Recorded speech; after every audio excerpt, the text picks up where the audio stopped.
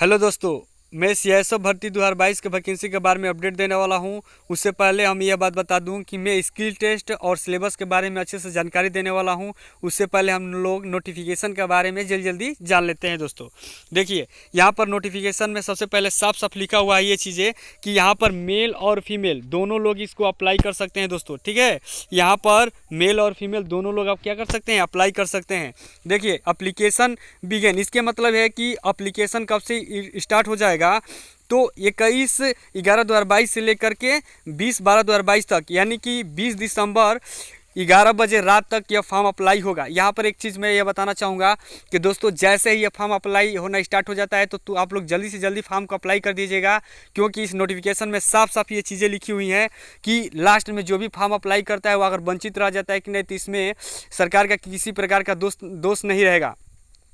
क्योंकि उस वक्त क्या होता है कि हाईवे ट्रैफिक हो जाती है एप्लीकेशन का। इसीलिए आप लोग जितना जल्दी हो सके फॉर्म को अप्लाई कर दीजिए, लास्ट का वेट मत कीजिए। ठीक है, अब देखिए नीचे की तरफ चलते हैं। ये तो यहाँ पर दे रहा है कि इसको फॉर्म को अप्लाई करने के लिए आप लोग को क्या क्या लगेगा। तो 10वीं पास आप क्या करते हैं कि इजीली अप्लाई कर सकते हैं। 10वीं जो पास है वो क्या कर सकता है, अप्लाई कर सकते हैं फॉर्म को। यहाँ पर पे स्केल दिया है, पे स्केल क्या है, लेवल नंबर 3 का पे स्केल यहाँ पर मिलने वाला है। दोस्तों अब देखिए, यहाँ पर वैकेंसी डिटेल दे दिया है कि किस ट्रेड में कितनी वैकेंसियाँ है। तो यहाँ पर देख लीजिएगा आप लोग कि देखिए, यहाँ पर कुकिंग का दिया है, टेलर का दिया है, ठीक है, पेंटर का दिया है, माली का दिया है। तो सारी चीज़ें देख लीजिएगा किस में कितनी वैकेंसी है। दोस्तों यहाँ पर एक और चीज़ बता दूँ कि आप लोगों को जो काम अच्छे से आता है उसी ट्रेड से आप लोग फॉर्म को अप्लाई करिएगा। जैसे मान लीजिए कि आप लोग को कुकिंग अच्छे से आती है तो कुकिंग को ही क्या करिएगा, फॉर्म अप्लाई करिएगा। क्योंकि जो 10वीं पास वाले बच्चे होते हैं, तो मान लीजिए कि जो 10वीं पास वाले स्टूडेंट हैं वो मान लीजिए कि फॉर्म को अप्लाई कर देंगे, उन लोगों को कुकिंग नहीं आता है, तो क्या होगा कि आप फिजिकल पास करके डॉक्यूमेंट वेरिफिकेशन होने के बाद भी जाके स्किल टेस्ट में क्या हो जाते हैं, छट जाते हैं। इससे अच्छा है कि आपको जो काम अच्छा लगता है, जो काम अच्छे से जानते हैं, उसको ही अप्लाई करिएगा। दोस्तों एक चीज़ और मैं बता देता हूँ कि यहाँ पर स्किल टेस्ट मांगा है कि अगर मान लीजिए कि किसी इंडस्ट्री से आप स्किल किए हुए हैं, उसका सर्टिफिकेट है, तो आप एलिजिबल है और अच्छे से इसको क्या कर सकते हैं, अप्लाई कर सकते हो, आपको प्रेफरेंस मिलेगा। इसके कहने का मतलब है कि 10वीं पास का जो बच्चा है, एक स्किल किया हुआ बच्चा है, अगर दोनों लोग 10-10 नंबर लाते हैं, 10-10 नंबर लाते हैं, मान लीजिए कि मार्क्स लाते हैं, तो क्या होगा कि उसमें जो स्किल टेस्ट किया रहेगा उसी को क्या किया जाएगा, वो मौका दिया जाएगा भर्ती होने के लिए। दोस्तों ठीक है, अब देखिए नीचे की तरफ हम चलते हैं। Vacancy for direct and return mail के बारे में यहाँ पर दिया है कि मेल की कितनी वैकेंसियाँ हैं। ठीक है, तो आप लोग मिला लीजिएगा कहाँ पर कितनी वैकेंसियाँ हैं, किस में कितने बिल्डर के लिए कितनी है, सब देखते चलिएगा। अब देखिए नीचे की तरफ चलते हैं। यहाँ पर भी वैकेंसी के बारे में डिटेल दिया हुआ है, जो कि एक्स मैन सर्विस से संबंधित है।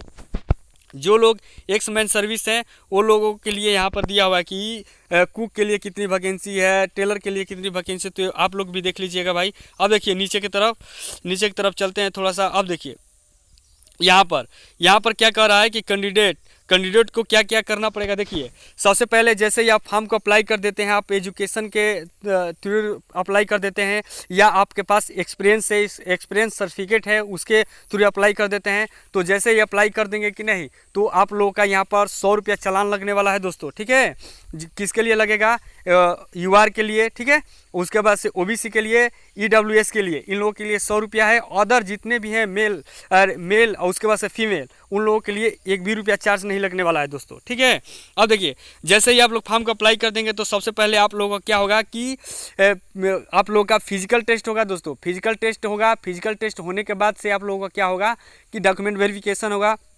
डॉक्यूमेंट वेरिफिकेशन के बाद आपका स्किल टेस्ट होगा।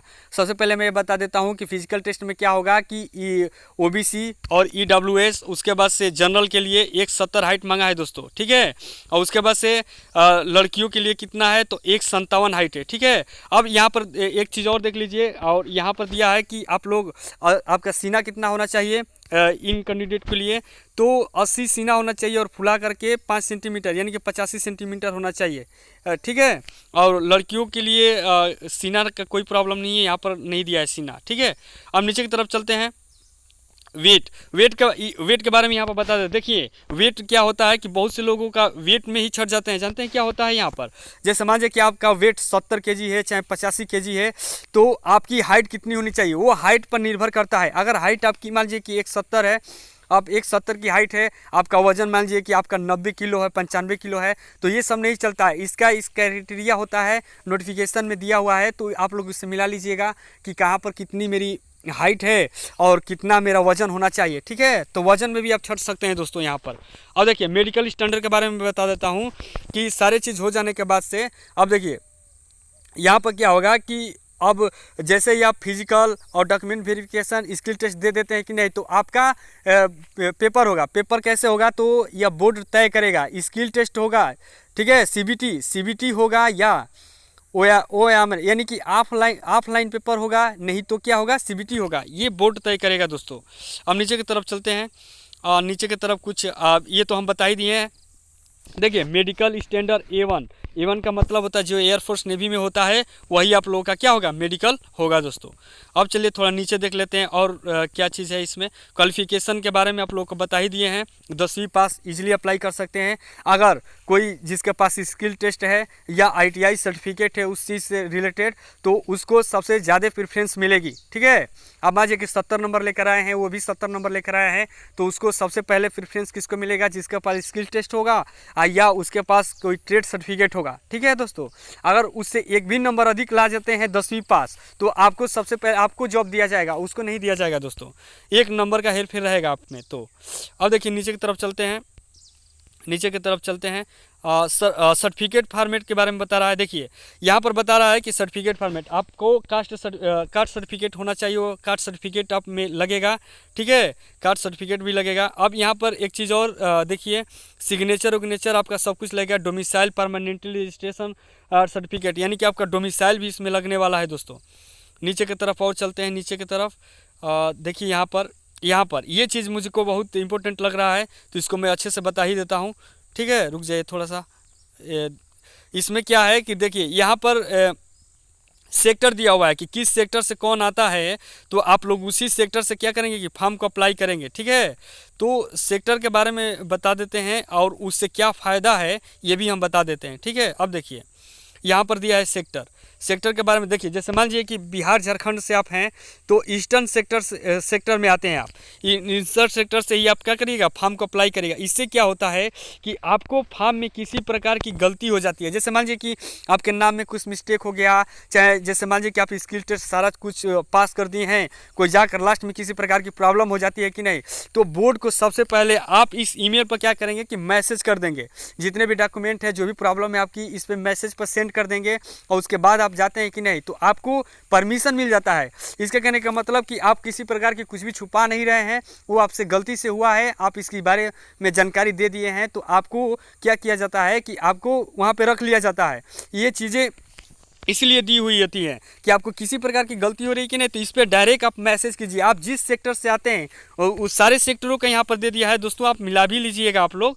ठीक है, NCR सेक्टर जैसे दिल्ली, उत्तर प्रदेश, झारखंड के लोग आते हैं, तो यहाँ पर आप डायरेक्टली यहाँ पर मैसेज कर सकते हैं। ठीक है, आप यहाँ पर मैसेज कर सकते हैं कि सर मेरा ये प्रॉब्लम हो गया है, मैं यहाँ पर गलती किया हूँ, चाहे वहाँ पर गलती किया हूँ, जो कुछ भी मैसेज करना वहाँ पर डायरेक्ट आगे से ही अपडेट कर देंगे। और फिर उस दिन जाते हैं कि नहीं, तो आप इस चीज़ को बताएंगे कि सर मैंने ये सारे अपडेट दे दिए थे कि नहीं, तो वहाँ पर जांच किया जाएगा। अगर आप डेट दिए रहते हैं, ये बातें सही निकलती है कि नहीं, तो आपको रख लिया जाता है, आपकी गलती को माफ़ कर दिया जाता है दोस्तों।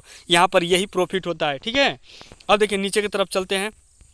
अब देखिए नीचे की तरफ थोड़ा सा, अब देखिए यहाँ पर अपलोडिंग। देखिए यहाँ पर मैं एक चीज़ बता देता हूँ कि आप लोग इजीली मोबाइल से फॉर्म को अप्लाई कर सकते हैं। देखिए यहाँ पर क्या क्या दे रहा है कि देखिए 20 से 50 KB के अंदर जीपीएस फॉर्मेट में होना चाहिए। क्या चीज़, आपका पासपोर्ट साइज जो फ़ोटो है और सिग्नेचर है, दोनों इसमें कितने 20 से 50 फॉर्मेट में होना चाहिए दोस्तों। एक चीज़ और मैं बता देता हूँ, यहाँ पर देखिए एक चीज़ दिया हुआ है कि आप लोग क्या करेंगे कि आप फॉर्म भरते हैं कि नहीं, तो आपका फ़ोटो जो होगा, फ़ोटो कम से कम आपका 3 मंथ पुराना नहीं होना चाहिए। और जिस दिन का फ़ोटो है उस दिन का आपका डेट इशू होना चाहिए।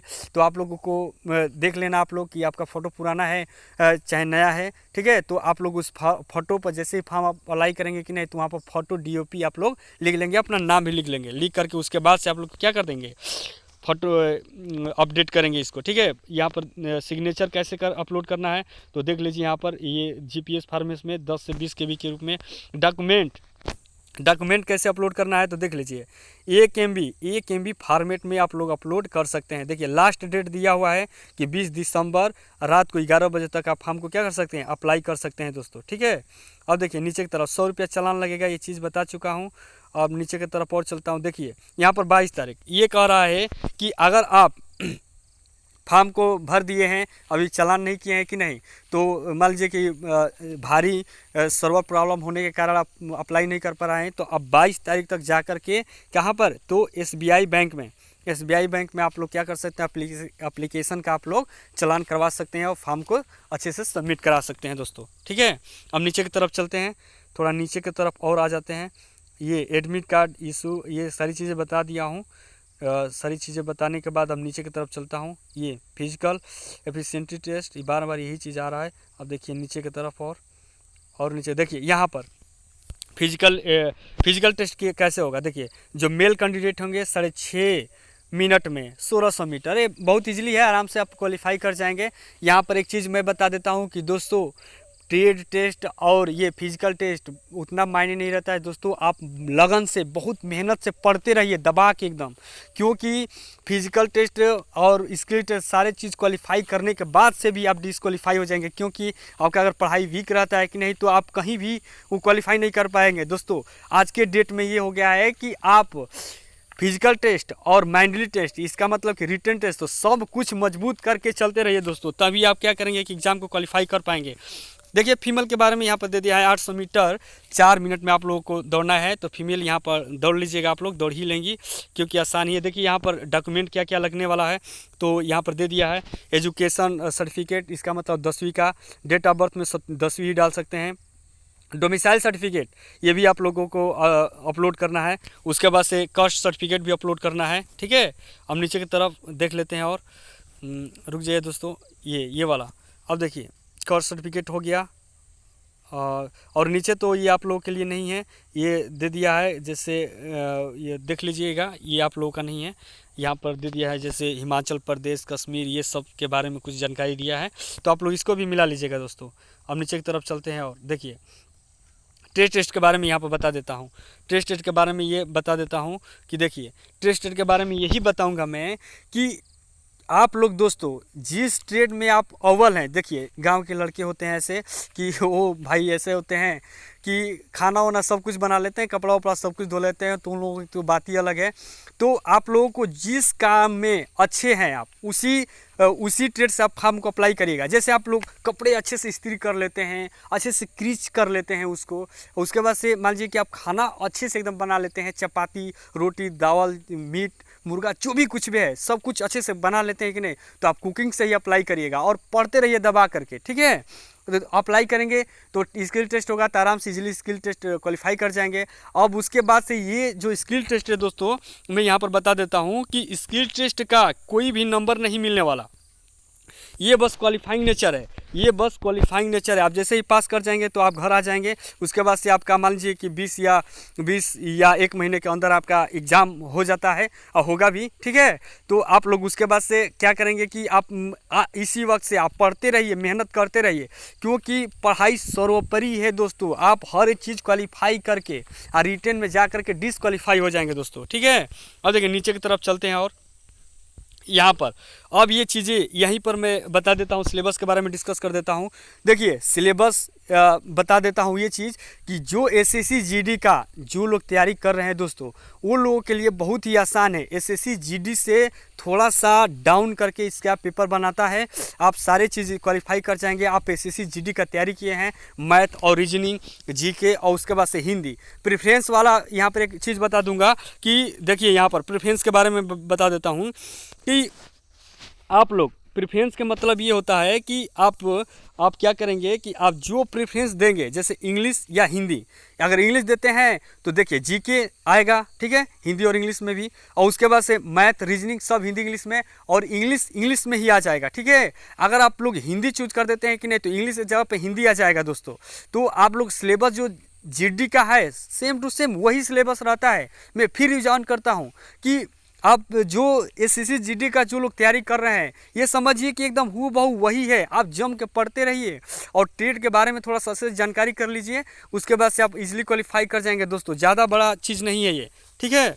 अब नीचे की तरफ क्वालिफाइंग, नेक्स्ट क्वालिफाइंग के बारे में ये चीज़ दिया है कि ये देखिए, UR EWS एक्स सर्विसमैन 35%, यानी कि 100 में आप लोगों को 35 नंबर लाना एकदम अनिवार्य है, ठीक है, तभी आप लोग माने जाएंगे एलिजिबल। उसके बाद से OBC SC ST के 33% लाते हैं कि नहीं 100 में, तो आप लोग एलिजिबल हैं।